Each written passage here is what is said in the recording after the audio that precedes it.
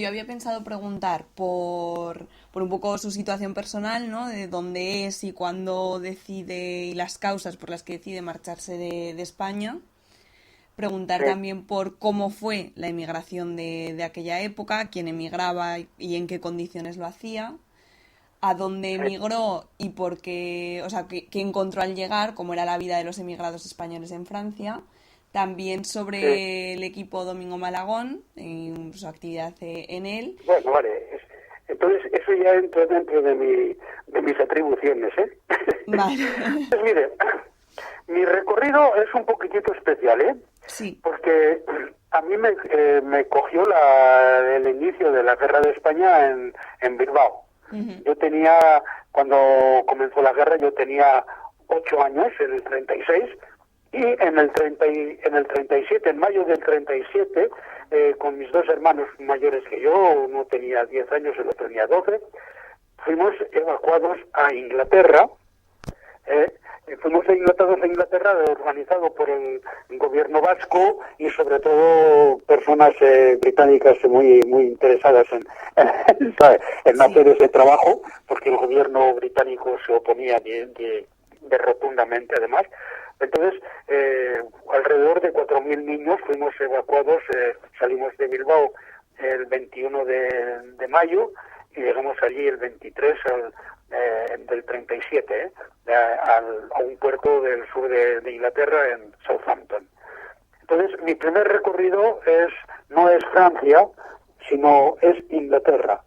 En Inglaterra, pues los niños estuvimos repartidos en colonias, además estuvimos bien tratados generalmente.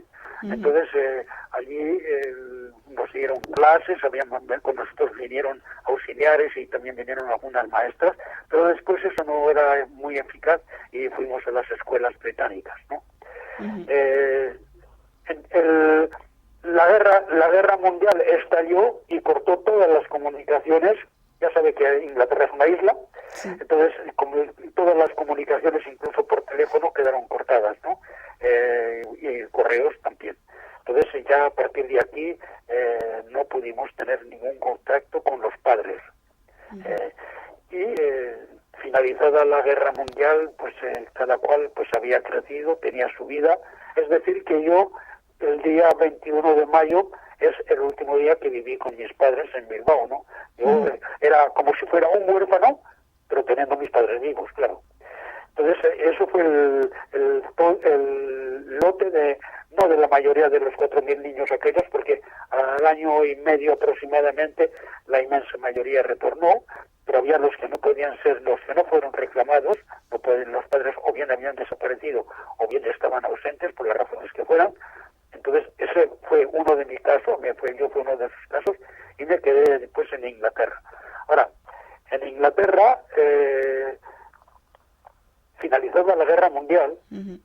vamos a decir que vamos a pasar por encima todas las cosas que pudieron haber pasado en esa época, ¿no? Porque sería muy largo, el relato sería enormemente largo, ¿no? De eso, explicar cuál había sido la vida de los niños. No sé, no creo que sea el interés Ujú. de su trabajo ahora, ¿no? Entonces, finalizada la guerra mundial, llegaron a Inglaterra, más bien eran intelectuales, personas que habían podido sacar campos de concentración en el sur de Francia, y que a través de, sobre todo, un inglés que era cuáquero, ¿no? Tenía mucho dinero, logró sacar del campo de concentración a un lote importante de personas. Había profesores, había un músico, había gente así, y Ujú. llegaron a Londres, llegaron a Inglaterra. Estos son los que después allí iban a crear el Partido Comunista de España. Las juventudes ya se habían creado, pero la JSU, quiero decir, Ujú. pero estos fueron los que crearon verdaderamente y que movieron todo el tinglao en Inglaterra del Partido Comunista de España, ¿no? Esto a Ujú. partir de los años del 39 en adelante, ¿eh? Ujú. Bueno, entonces, cuando se finalizó la guerra, yo ya tenía mis años, había hecho un curso de Bellas Artes, que me iba a servir después para el trabajo con el equipo de Domingo Malagón. Entonces, para mí, yo ingresé, yo era muy joven, ingresé con 15 años en la JSU, porque comprendí de que era un poco muy romántico, ¿no? Queríamos luchar, hablábamos de volver a España con el fusil en la mano y un sinfín de cosas de esas, ¿no? Teníamos de ese tipo de ideas, ¿no? Incluso, pues todos los años, cuando finalizaba el año, pues brindábamos y siempre decíamos lo mismo, y que el año que viene lo celebremos en Madrid. Así decíamos, ¿no? Bueno, era eso. Y a los 18 años yo ingresé en el Partido Comunista de España. Porque una cosa que sí comprendí y aprendí es que para hacer algo, si se quiere hacer algo, hay que estar organizados. Esa ha sido una cuestión que lo asumí hace muchos años, ¿no? Y yo quería, verdaderamente, yo lo que me interesaba era participar en la lucha. Seguía siendo con ideas bastante románticas, como se quiera, pero Inglaterra, como antes he dicho, es una isla, y allí pues las cosas estaban bastante más cercanas, ¿no? No solamente por el mar, sino por las distancias y demás. En Francia había, por contra, una muy fuerte organización, tanto del partido como de las juventudes, la Unión de Mujeres, había muchas organizaciones y que participaban directamente. Y aquí yo pedí entonces a la JSU, pedí el derecho de poderme trasladar a París y lo hice. A partir de aquí voy a contarle lo que yo he podido vivir y lo que he aprendido, porque he aprendido cosas porque me lo han relatado, porque me han dicho cosas, y puedo hablar de cómo se hicieron las cosas en Francia. Digo esto porque es que va a ser bastante difícil el que se encuentren supervivientes de aquellos tiempos, porque la inmensa mayoría o ha fallecido o está por desaparecer, ¿no? Es algo porque han pasado muchos años, claro. Sí. Precisamente nosotros tenemos aquí al camarada José Pàmies Beltrán, que es el hermano de Teresa Pàmies, que ella fue escritora, un hombre que ha sido siempre un luchador, venía de Balaguer, es catalán, y este fue durante mucho tiempo aquí, fue el responsable del Partido Comunista de España en Francia. Yo soy el que le ha sucedido, lo que ha decidido después. Ella actualmente tiene 95 años, acaba de salir del hospital. Le hablo de esto para que comprenda de que no va a lograr tener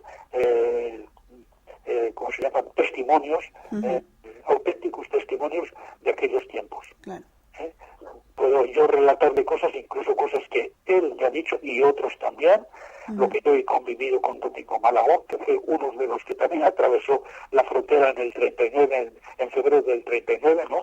Entonces, de esas cosas, de eso podemos hablar, Entonces, le digo esto porque, bueno, yo, ya acabo de decir, llegué con 20 y tantos años a Francia en el 50, en 1950, en abril, que yo me trasladé de Londres, me trasladé a París, ¿no? Entonces, a partir de aquí, yo he vivido la lucha que ha habido, el trabajo que se ha hecho por las organizaciones, tanto en la JSU, donde yo militaba, y también en el Partido Comunista, además. Otros partidos existieron, que también hacían lo suyo, pero yo hablo de lo que está relacionado, entonces hago eso. Yo sé que la recuperación de la memoria histórica es lo que han hecho todos los unos y los otros, pero yo no puedo hablar de lo que han hecho otros si no lo si no lo he vivido, si no lo conozco verdaderamente. No quiero decir que haya que hacer la memoria histórica que sea una cosa selectiva ni nada de eso, no, es una cosa total. Entonces, yo, como ya le dije, he dicho, pues tuve 3 años de Bellas Artes en Inglaterra, pues me dieron tener una beca, y pude estudiar eso y saqué pues el diploma de dibujo, tal cual, no muchas cosas, pero en fin, normalmente tendría que haber continuado estudiando eso para haber salido, convertirme en un auténtico pintor. Hago mis pinitos, pero en fin, es muy limitado, ¿no? En Francia, cuando llegué, pues una de las primeras cosas que me dieron a hacer fue precisamente ilustrar Juventud, que era el periódico de la JSU, con dibujos animados, como llaman, ¿no? Aquí, ¿no? En bandas de cines de Francia, ¿no? Como en la Humanité, pues existe PIF. PIF que es un perrito, salía el perrito y el gato, y eran unos personajes que fue un dibujante, excelente dibujante español, Arnal, el que hizo durante toda la vida hasta que ha fallecido, no muy poco, ¿no? Hasta ahora, hoy día, pues hay los que copian ese dibujo, ¿no? Siguen firmando de Arnal, pero que ya no son ellos y los dibujos no son tan buenos. Bueno, entonces, ¿cuál es el trabajo que se hizo en Francia cuando llegaron los españoles, los refugiados españoles, que llegaron una ola de casi medio millón de hombres, mujeres y niños a Francia? Llegaron en febrero, con lo que se llamó la retirada, en febrero de 1939. Las autoridades francesas no habían preparado absolutamente nada para acogerlos, y lo único que había en aquellas playas del litoral del Mediterráneo eran alambradas. Hoy día, pues hay quienes no les gusta que se diga que eran campos de concentración, más bien porque se hacen la similitud o la comparación con los campos de exterminio que hubo en Alemania bajo el imperialismo, ¿no? Pero he asistido hace muy poco tiempo a un debate sobre precisamente la participación de los migrantes españoles en la liberación de Francia, y se hablaba precisamente de los campos, y uno de los asistentes dijeron que no eran campos de concentración. Claro, el conferenciante dijo, efectivamente, no había miradores, no había ametralladoras, no había las alambradas electrificadas y sin fin de cosas de esas, ¿no? Pero, en fin, vamos a decir campos de acogida. Y yo pedí la palabra para poner un poco los puntos sobre las IES, porque dije, efectivamente, sería indecente el compararlos a los campos de exterminio. No había cámaras de gas ni hornos crematorios, no se asesinaba a la gente como así. Pero no había agua corriente. La gente, en los primeros tiempos, tuvieron que venir las autoridades a perforar el suelo para sacar agua potable. No había latrinas, y como les dije, todo ser normalmente constituente, pues utiliza esos servicios, si no varias veces al día, ¿no? Pueden imaginar en qué situación se encontraron aquellas playas en poco tiempo. Algunos hasta bebieron agua del mar, se lavaban con agua del mar, se creó el tifus, hubo muertes, la gente que murieron de tifus, bueno, los piojos y las pulgas, eso era lo común de todo esto, ¿no? Pero si le cuento todo esto, es porque les terminé diciéndoles, no se puede comparar a aquellos campos, pero tampoco se puede comparar a un campamento de vacaciones. Por ejemplo, es el Club Mediterráneo, les dije, ¿no? Para poner las cosas sobre las IES. Es que los españoles que atravesaron la frontera fueron tratados de esa forma, como bandidos, les trajeron maderas y tabiques para que ellos mismos construyeron sus barracones. Además, la comida pues era lo que era. Enseguida, o bien les propusieron la legión extranjera o Franco, y dijeron, los comunistas dijeron, ni la legión extranjera ni Franco. Los comunistas de los primeros días, y esto también me lo han contado varios, pero sobre todo, como he dicho, José Pamies, pues me dijo, de los primeros días se crearon las organizaciones del Partido Comunista de España en Francia, porque consideraban de que la única forma de continuar la lucha, porque para ellos habían perdido una batalla, pero no se había perdido todo, había que continuar luchando contra el régimen franquista, y consideraban que la única forma de poderlo hacer era estando organizados.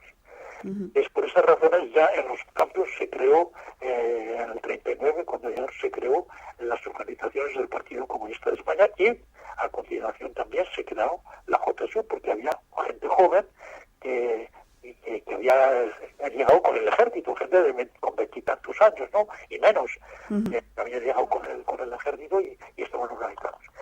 Estos iban a ser después los que iban a participar en la lucha contra la ocupación alemana.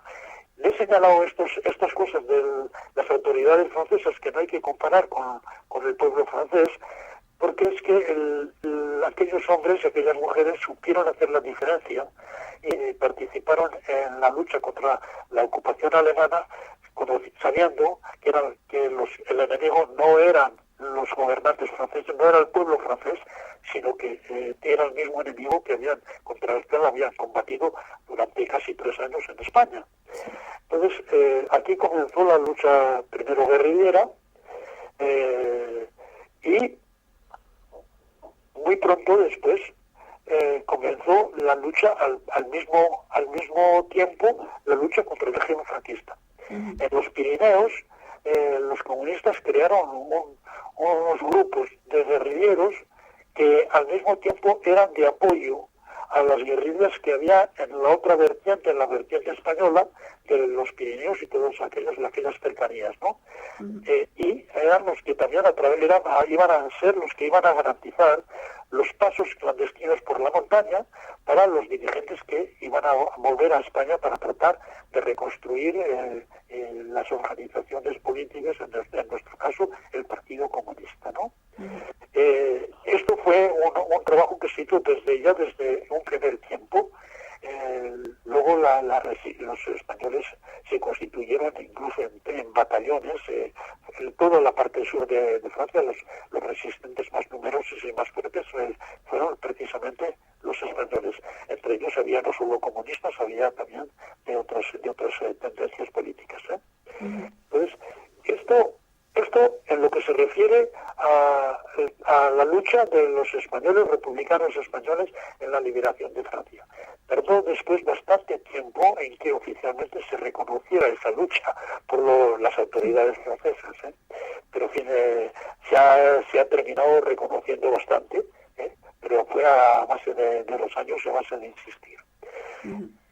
Pero en lo que se refiere al trabajo de los comunistas en Francia, comienza con el 9, sale de los campos de estos campos creo que no sé si era Barcarés o San Ciprián, creo que era San Ciprián, que sale Pamiers, se escapa, no tiene documentación, no tiene nada, se sale del campo y se le propone que estudiara la posibilidad de poder confeccionar documentación falsa, salvoconductos, porque toda la zona aquella de los Pirineos, en la parte española, estaba muy controlada, y los habitantes que vivían en los pueblos tenían la necesidad de tener salvoconductos que justificaban su presencia, porque y trabajaban allá, vivían allá, pues tenían.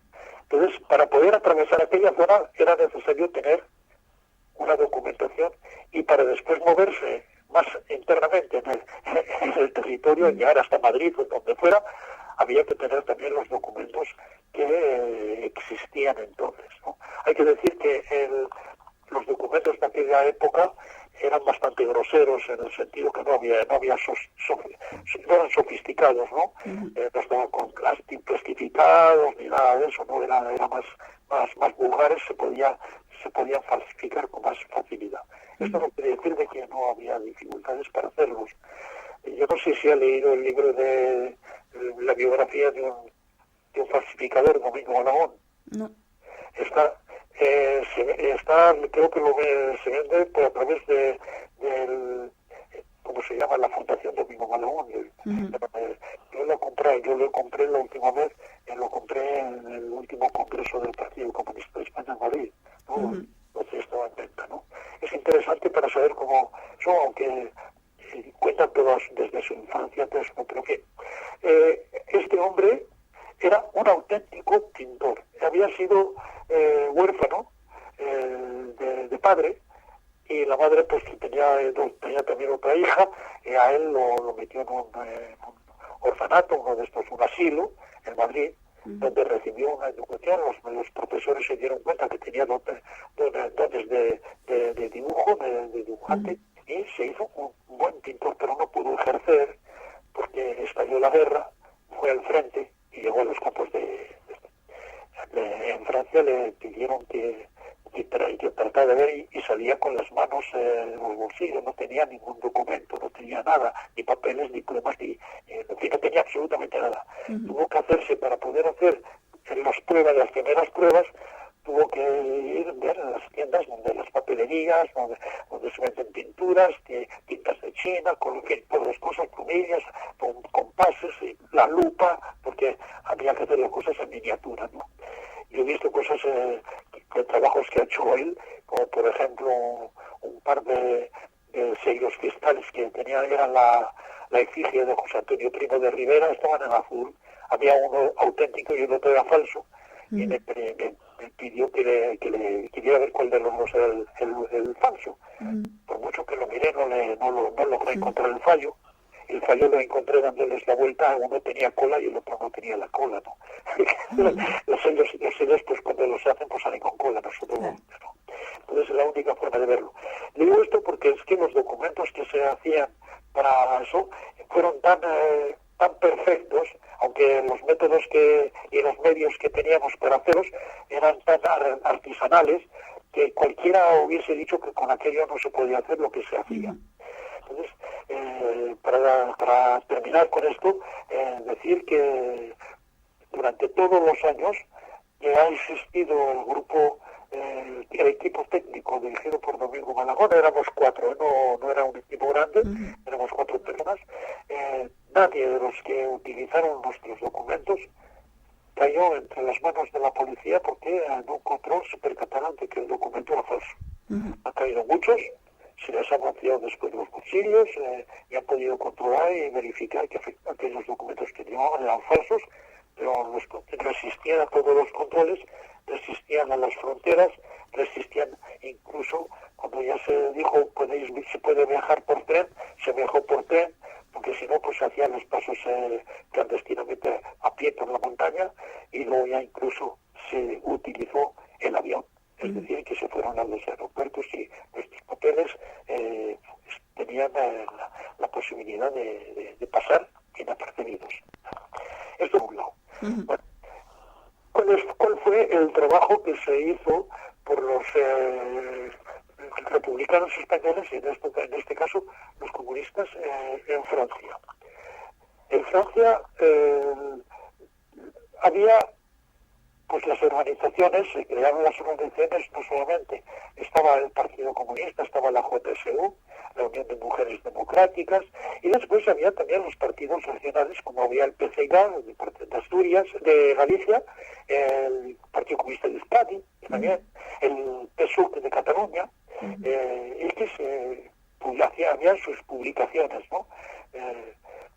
Este trabajo se hacía pues hasta 1950, se hizo con bastante facilidad, porque se obraba de una forma abierta legalmente.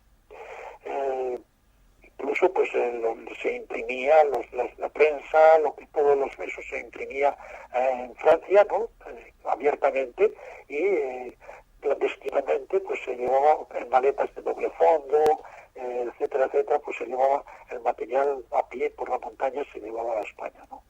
Este era uno de los trabajos que se hacía y que se siguió haciendo durante todos los años de la dictadura. Si usted ve que estoy siendo largo y que quiere que hable de otra cosa, córteme y me haga preguntas, ¿eh? No se preocupe, que es muy interesante. No dude en cortarme la palabra, ¿eh? Vale. Porque cuando yo me enrollo, puedo enrollarme largamente. Vale. No, bueno, pero no se preocupe.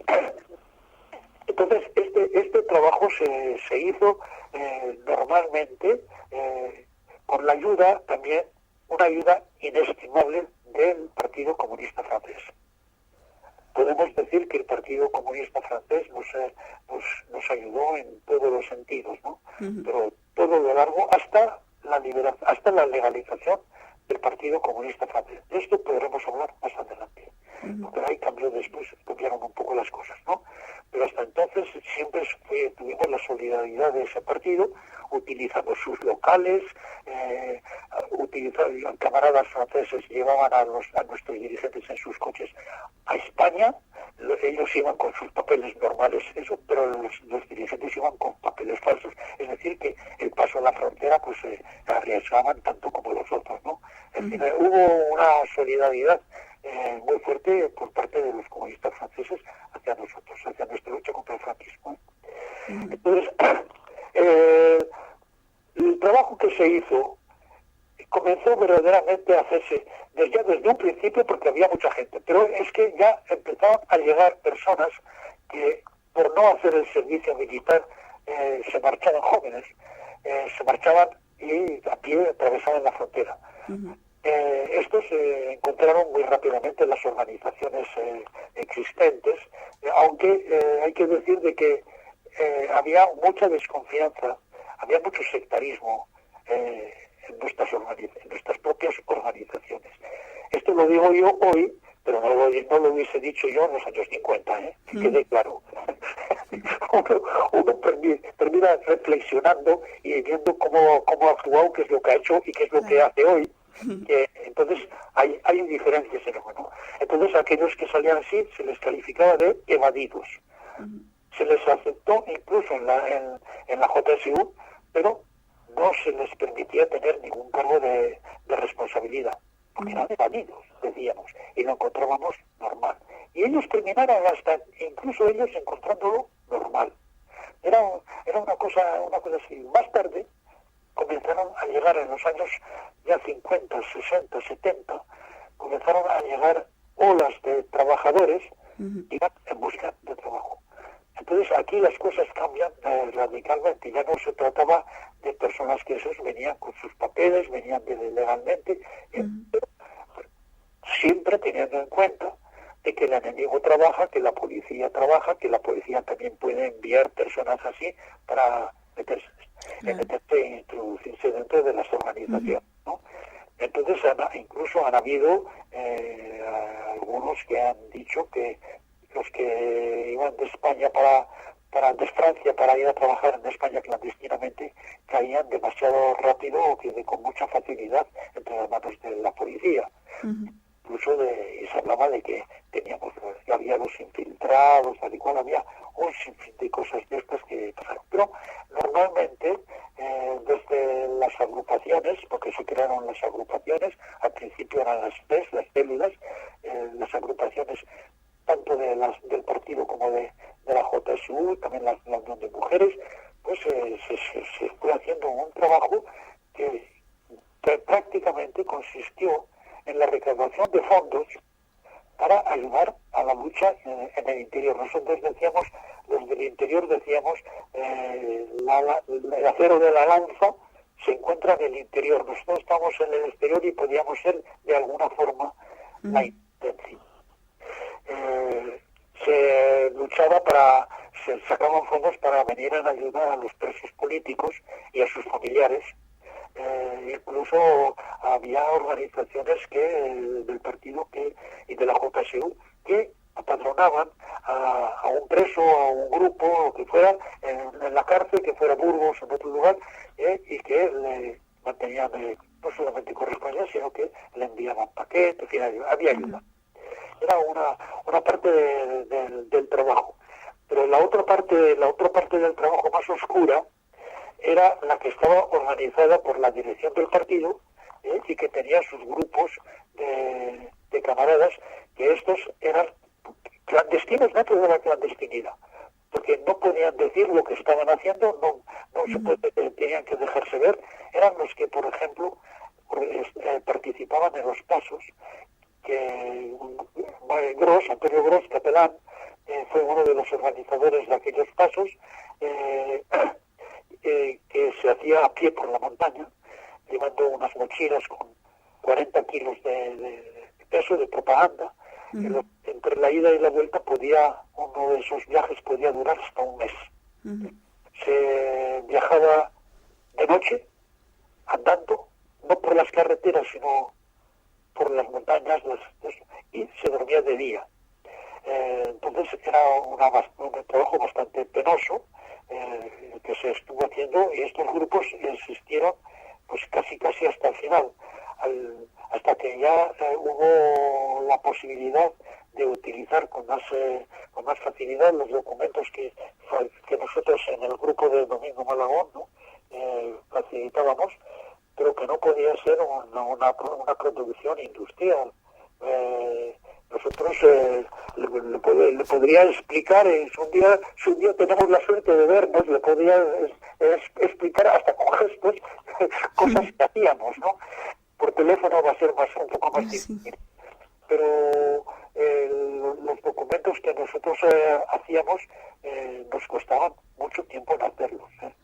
Por ejemplo, para darle una idea, encontramos un papel idéntico al papel que un poco gruesito, estaba muy eso, de los pasaportes españoles. El papel era idéntico. Lo único que no tenía las marcas de agua, ¿no? Cuando se miraba por transparencia un pasaporte, se podía leer pasaportes la marca de agua, que eso se hace con la fabricación del papel. Pues nosotros logramos a ese papel fabricarle la marca de agua. Pero fue también con un procedimiento muy artesanal, haciendo un grabado, haciendo esto, poniéndole por eso, y con una lija muy fina, una puntita así, ir rascando, y hiriendo el papel allí donde tenías que hacerlo, y luego con cola se rehacía todo, y el papel parecía que era salido de la fábrica para la confección de pasaportes españoles. En fin, se han hecho cosas así, bueno, yo creo que con los métodos que teníamos artesanales y demás, muy ingeniosos, pero tardábamos mucho tiempo para hacer un lote, ¿no? Por ejemplo, yo con Domingo Malagón, que era el que extendía los pasaportes, cuando él estaba ausente era yo su suplente, pero las tiradas y demás las hacíamos en casa de un amigo, de otro camarada, ¿no? Otro del grupo, del equipo, ¿no? Trabajábamos juntos, y hacer, por ejemplo, una tirada de 10 pasaportes, que no es gran cosa, podíamos tirarnos un par, 2 o 3 meses. Que la cosa, que no podíamos dar abasto para todo lo que se necesitaba, ¿no? Hay un historiador vasco que se llama Miquel Rodríguez, que ha escrito una cosa como era Historia 16, que a mí me pidió también mi testimonio, y él empezaba el trabajo diciendo que en la dura lucha que el Partido Comunista de España mantuvo contra el régimen franquista, llevaba todas las de perder, excepto en un aspecto que era el del equipo técnico, que el franquismo nunca pudo vencerlo, ¿no? Eso es yo digo esto porque, bueno, está en nuestro honor el trabajo que hicimos. Pero el verdadero trabajo que se hizo por hombres y mujeres de todo, sencillamente, fue ese trabajo en cuanto se les decía hay que ir a España a llevar esto, dejaban el trabajo y cogían y se iban. La gente así. Domingo Malagón, otro ejemplo, se lo pongo también para que comprenda cuál era la mentalidad que teníamos entonces. Domingo Malagón trabajaba en lo que él llamaba su estudio, que era una habitación en casa de una camarada francesa. El marido había vuelto de los campos de exterminio, pero murió poco después. El otro de los hijos no volvió de los campos, y él allí tenía su cama. Tenía una mesita de trabajo, una estantería con algunas cosillas, unos cuadros que él había pintado que estaban en la pared. Era el lugar donde él trabajaba. Allí él dormía, desayunaba, comía y cenaba. Y los fines de semana, al sábado al mediodía, porque hacíamos la semana de 48 horas, recogía sus bártulos y se iba a pasar el fin de semana con la mujer y los hijos. Yo este sistema de vida de monje, podríamos decir, que durante 20 años que yo he estado con él, lo estuvo haciendo así. Y si yo pregunto a veces en reuniones, aquellos que están dispuestos a hacer una vida así, que levanten la mano. Y Dios levantó la mano. En fin, son cosas que hay que contar para comprender un poco, pero yo creo que cuando yo trato de explicar algunas cosas. Trato de que el que me escuche logre estar, por ejemplo, un poco inmerso dentro del contexto de la época, Sí. porque si no hay cosas que no se comprenden. Por ejemplo, a mí cuando se me contacta para trabajar en el equipo técnico, estaba trabajando, tenía un salario, ganaba, en aquel entonces eran los francos antiguos, ganaba 65.000 francos, y los de los nuevos tenían 6.500. El salario que nos ofrecía nuestro partido era de 28.000, y creo que no necesitamos los dedos de las manos para calcular que entre 65 y 28 es menos de la mitad. Sí. Pues yo acepté, pero no porque soy tonto, sino porque sabía que ese trabajo había que hacerlo, y que en aquellos tiempos reaccionábamos de otra forma y decíamos qué es el dinero en comparación con el sacrificio que consienten camaradas que se pudran en las cárceles o que arriesgan incluso las vidas. ¿Qué es el dinero en comparación? Decíamos. Era una forma de reaccionar. Hoy día no tenemos por qué reaccionar así. Efectivamente, hoy día las cosas no son de esa forma, ¿no? Hoy día uno no deja un trabajo de 3.000 pesetas por un trabajo de 1.000, ¿no? o incluso menos, ¿no? Entonces la cuestión es eso. Entonces la lucha era eso. Entonces la gente pues estaba dispuesta a sacrificar horas y sacrificarse y ir y atravesar la frontera o ir incluso legalmente por tren para llevar material de tal igual. Rezaban lo suyo, pero y no decían estoy haciendo una heroicidad. Era una cosa, como diríamos, anónimo, sencillo, no se hablaba de ello, éramos desconocidos totalmente, ¿no? Es mucho después que se ha comenzado a hablar, pero no para, yo pienso, para hacernos que se nos erija un monumento o cualquier cosa de eso, ¿no? Sencillamente porque yo lo enmarco todo esto siempre en lo que es la lucha esa por la recuperación de la memoria histórica, ¿no? Entonces, creo que estoy mezclando mucho las cosas, pero en fin. No se preocupe, que está quedando muy bien. Bueno, entonces el trabajo que se hacía tanto en la juventud como en el partido fue ese. Y cuando empezaron a llegar las nuevas olas, estas que le he hablado de los años 50, que venían, si vamos a la estación de Austerlitz, por ejemplo, viniendo de la parte de Irún, o la estación de Lyon, viniendo de la parte de Portbou, ¿no? De por la parte del Mediterráneo, pues llegaban allí hombres y mujeres, por lo general relativamente jóvenes, otros venían ya con hijos, pero por lo general los primeros venían sin hijos, venían sin las mujeres, porque venían a trabajar. Algunos venían ya con contratos, venían con unas maletas de cartón, a veces atadas con unas cuerdas, porque las tenían tan llenas que el asa no había resistido al peso y se habían roto, ¿no? Eran trabajadores que venían sin conocer la lengua, sin conocer las costumbres del país, sin conocer las leyes, sin conocer nada. Bueno, pues iban algunos que estaban con contrato, iban a hogares de trabajadores que fueran de la industria, que fueran en la construcción, algunos fue en la agricultura. Bueno, pues había de esta gente. Y el trabajo que nosotros nos asignamos fue, hablo yo por desgracia no pude participar mucho en ello, más que al principio, porque a mí cuando en el 57 a mí es cuando a mí me llamaron para participar en el equipo, pues a partir de ahí yo ese trabajo que se siguió haciendo, pues yo ya no participaba. Pero el primer yo era ir a ver a estos hombres, estas mujeres, orientarles, incluso les decíamos la mejor forma que tenéis para defenderos es estar sindicados. Y nos decían, estáis locos. Venían con la idea del sindicato vertical que no les había servido para nada, y nosotros les estábamos diciendo de que se sindicaran. No conocían lo que era el sindicato de clase. Algunos que después fueron delegados sindicales de mucho valor, en la Renault, en algunos lugares.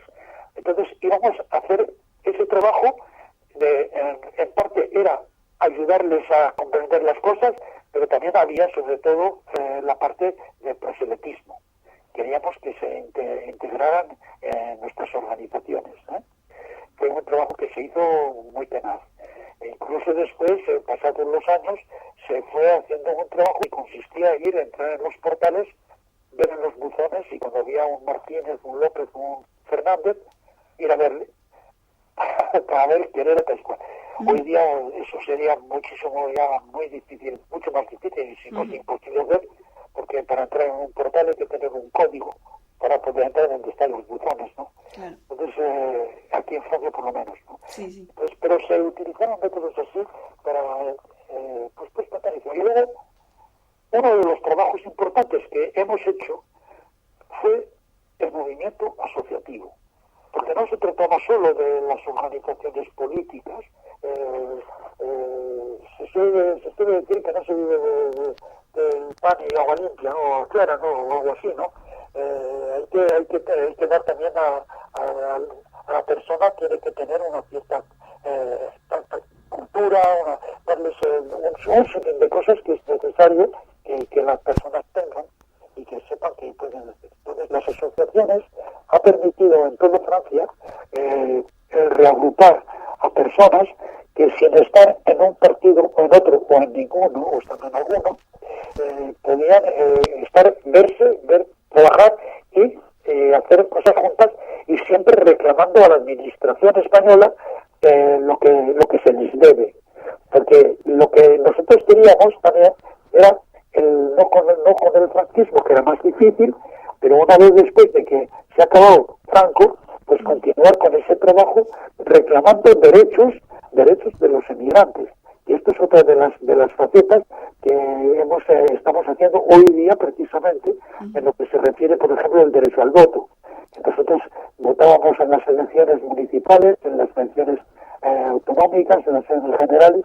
Las municipales nos las han negado, nos las han suprimido, y en los otros comicios tenemos que rogar el voto. Tenemos el voto rogado. Y las nuevas generaciones que están llegando ahora han dicho voto rogado, voto robado, ¿no?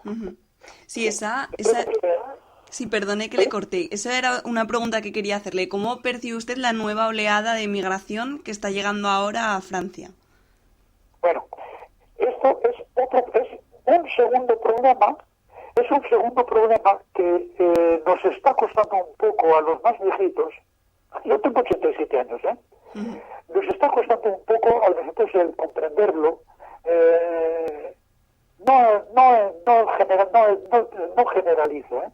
Pero esta nueva ola de migrantes que están llegando hoy día vienen ya con una educación, muchos de ellos con una formación, son universitarios, no todos, hay quienes vienen como antes a trabajar solamente y que no tienen estudios universitarios, quizás incluso no tienen el bachillerato, ¿no?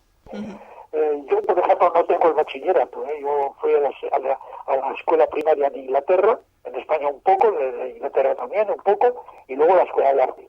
O sea que lo que yo he podido después almacenar ha sido a base de la lectura, a base del contacto con otros, lo que me han ido enseñando los unos y los otros, ¿no? Pero esta gente que viene nueva viene con ideas. Algunas ideas son erróneas, porque también les pasa lo mismo a los que vinieron en otros tiempos, los que venían a la aventura. Estos vienen menos a la aventura porque vienen ya sabiendo un poco de qué se trata, ¿no? Pero vienen, y algunos de ellos vienen ya con la lengua, el idioma aprendido, otros no, ¿eh? Pero la diferencia está en que esta gente viene y todos ellos, o casi todos ellos, no solamente tienen el portátil, sino que tienen también internet. Esta gente comunica por internet. Entonces son capaces de organizar reuniones, asambleas, movimientos, tal y cual, a través de internet. Pero no han comprendido, a mi juicio, lo que nosotros sí tuvimos que comprender, es que para verdaderamente ser eficaces hay que estar organizados. Por el momento, estas olas, por ejemplo, la Marea Granate, la primera se llamaba, que luego se transformó en Marea Granate, ¿no? Era no nos vamos, nos echan. Sí. Y lo decían así, porque además era verdad. No eran aventureros que salían al extranjero para ver qué había, no eran los indianos de aquellos tiempos que iban a las Américas, venían sabiendo que se habían marchado de España porque no encontraban trabajo allá, y para encontrar trabajo se habían salido para Alemania, para Francia, Bélgica, etcétera, etcétera, ¿no? Entonces, esta gente está hoy día con nosotros también, porque es que, verá, el problema que hemos tenido, aunque sea saltar de una cosa a otra, es que las organizaciones que teníamos nosotros en Francia, pues ya lo he dicho, era el Partido Comunista, era la Juventud, la JSU. La JSU desapareció cuando el Partido Socialista decidió crear de nuevo las Juventudes Socialistas. Esto se hizo cuando volvió la dirección del Partido Socialista, que venían de los países latinoamericanos, que llegaron a Francia. Entonces, de nuevo se creó las Juventudes Socialistas, y en la JSU ya no tenía razón de ser, porque la JSU, ya lo sabe, se creó en abril del 36 con la unificación de las Juventudes Socialistas y las Juventudes Comunistas. Al de nuevo a crear las Juventudes Socialistas, ya no se podía hablar de Juventudes Socialistas unificadas. Claro. Entonces se creó la Juventudes Comunistas. Nosotros teníamos, como decía, la organización, el PC y las Juventudes, ¿no? Eso. Pero cuando se creó Izquierda Unida, en Francia, en España no fue el caso, pero en Francia la organización de Izquierda Unida fue el Partido Comunista.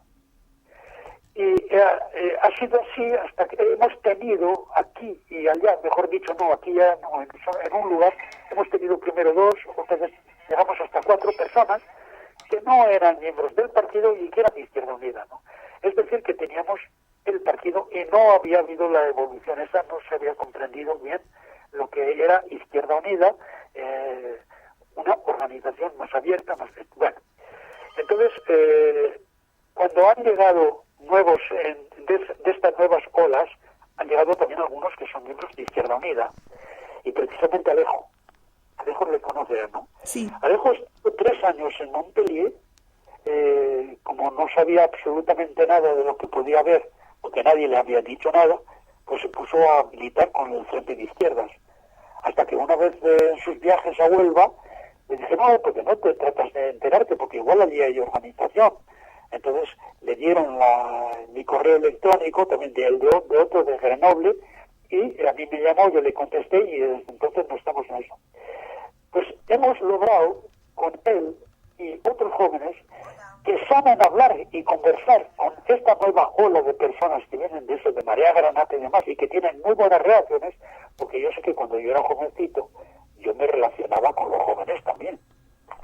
Y sobre todo si había alguna chavala que era guapa, pues entonces me relacionaba con ella, ¿no? Pero la cuestión es que los jóvenes saben tratarse, tienen sus formas. No es que nosotros no sepamos tratar a los jóvenes, ni muchísimo menos, pero es que a veces adolecemos de algo que se nos ha ido quedando, y que es que queremos dar lecciones porque nosotros somos los que sabemos.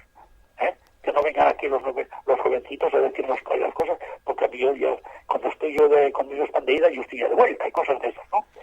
Es decir, estoy hablando de una forma que todo el mundo no le hablará, Hay algunos en el partido que no coinciden conmigo en este sentido, ¿no?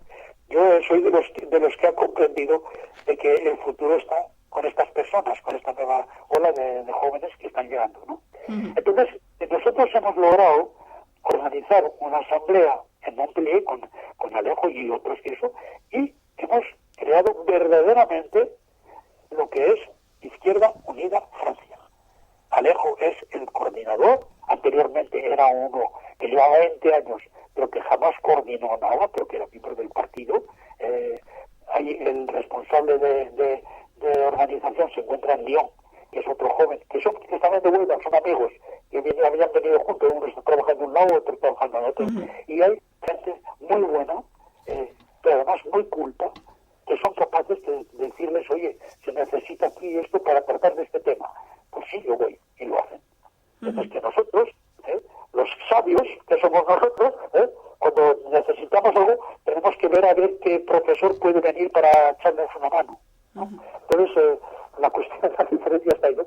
Pero en fin, estamos tratando, incluso en la región parisina también, lo hemos hecho también últimamente en Toulouse, pero siempre con la organización antigua y con la gente nueva que viene y que quiere trabajar. En Toulouse, por ejemplo, había una muchacha en la asamblea que organizamos, y hoy día esta muchacha ya se ha hecho con 2, 3, 4 más que saben cómo, ¿no?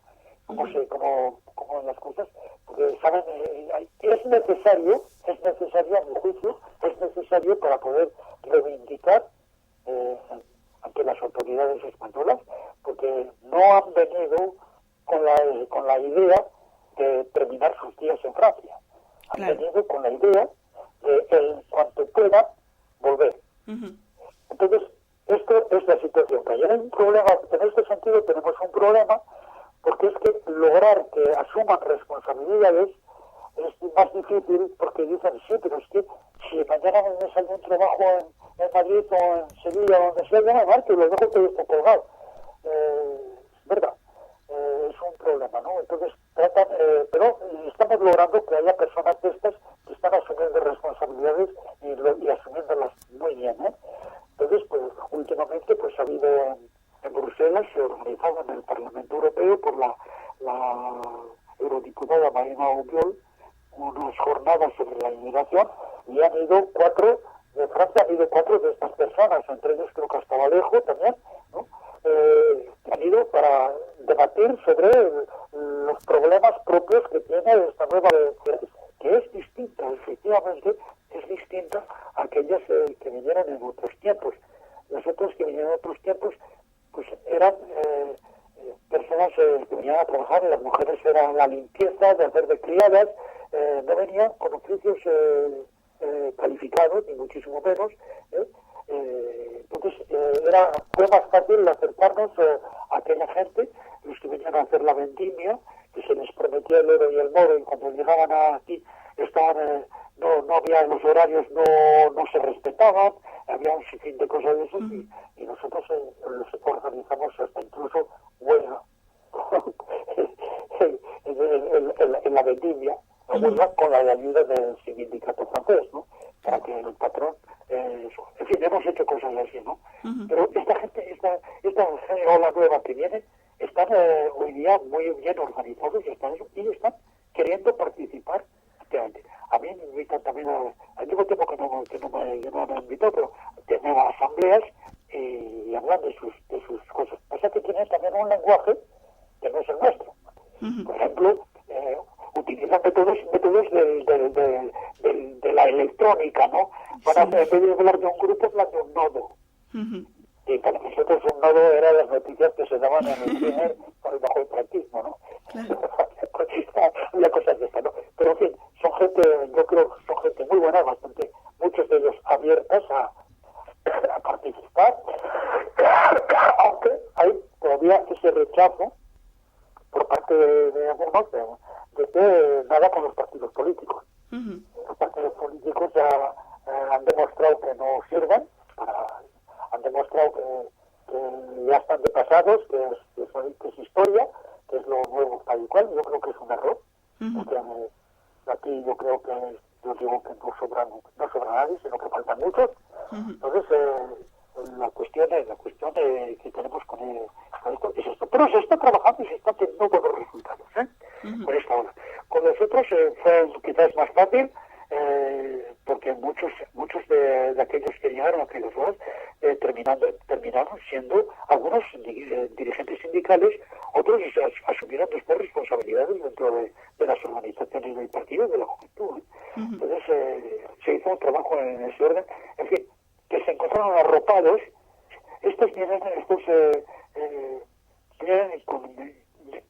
la diferencia, por ejemplo, que cuando hicieron una manifestación que era muy importante, en un 7 de abril, hace un par de años creo que fue, en la explanada del Trocadero en París, enfrente de la Torre Eiffel, pues venían allí para manifestar, tenían unas pancartas muy pequeñitas, que eran pancartas, y venían con las maletas, no sé con las que habían viajado, pero eran unas maletas modernas, con ruedas, para no llevar el peso. Entonces, venían pues, ¿no? Pero lo importante de aquello de eso era que el mismo día en Berlín había una manifestación igual, en París estaba esa, en Lyon había una, en Montpellier había otra, y en Buenos Aires también había, y en Londres había otra.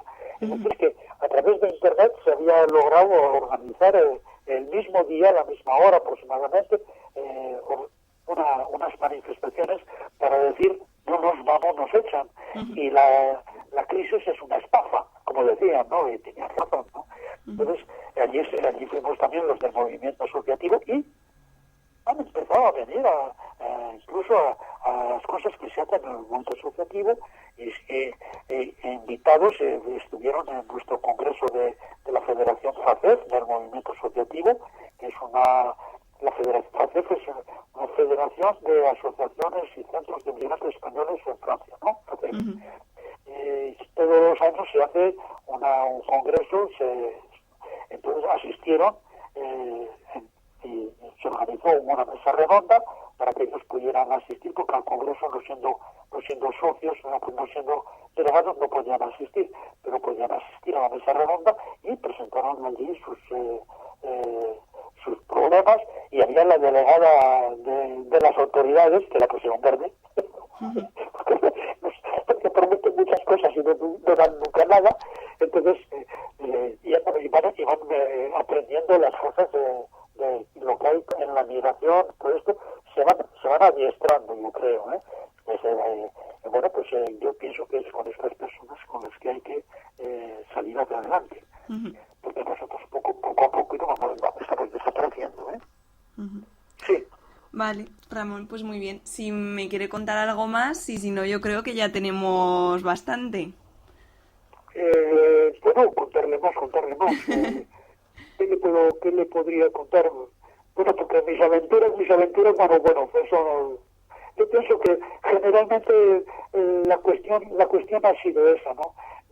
Hacer comprender de que los españoles, los republicanos españoles que en la retirada llegaron, cómo fueron tratados, cuál fue su actitud, que no confundieron al pueblo francés con las autoridades y que supieron quién era el enemigo, que supieron que la lucha continuaba, etcétera, y el trabajo que se ha hecho a lo largo de esto, que yo creo que es lo que está oscuro, que es lo que no se ha dicho, o yo hablo de métodos, de formas, de tal cual trabajo que hicimos, ¿no? Fue ese, ¿no? Había el interés, claro está, que era un trabajo también de proselitismo, no solamente era pero también había esto de ayuda, incluso organizamos, con la juventud organizamos clases de francés, que después del trabajo en los hogares de los trabajadores se iba allí, donde había un grupo, ¿no?, que estaba allí para que fueran aprendiendo el francés y defenderse un poco mejor, ¿no? En fin, esto es la cosa.